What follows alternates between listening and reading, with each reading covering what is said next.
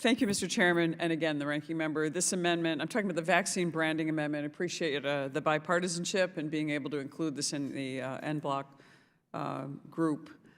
This amendment would ensure that every vaccine donated, procured, or financed by the United States will be branded with the American flag.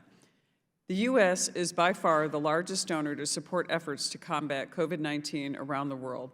This includes billions of dollars to finance, procure, and distribute vaccines globally.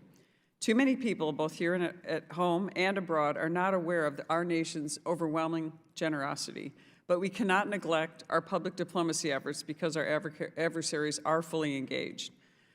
The CCP is accelerating its vaccine diplomacy efforts, leveraging the global pandemic it caused for economic, political, and strategic gain. Their flag is emblazoned on everything they provide.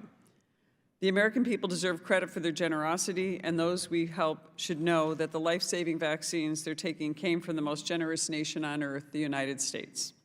We must ensure that every vaccine we distribute is clearly branded with the American flag. It is not just the right thing to do. It is a national security imperative and a strategic necessity. Thank you again, Mr. Chairman and Ranking Member, for this great bipartisan moment in our committee. And I yield back the balance of my time. Well, General, I forgot to mention this account. This is a huge issue.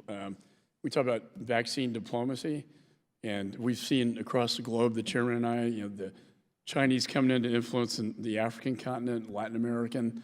And if we give our vaccine, which is superior, to these countries and they don't even know where it's coming from, and to your point, the generosity of the American people, I passed the branding bill last Congress, and I think it's very important that foreign nations where we know Russia and China are trying to influence, that they know when we step up to the plate and we're a very generous nation, that they know it's coming from the United States of America. So I congratulate you on this.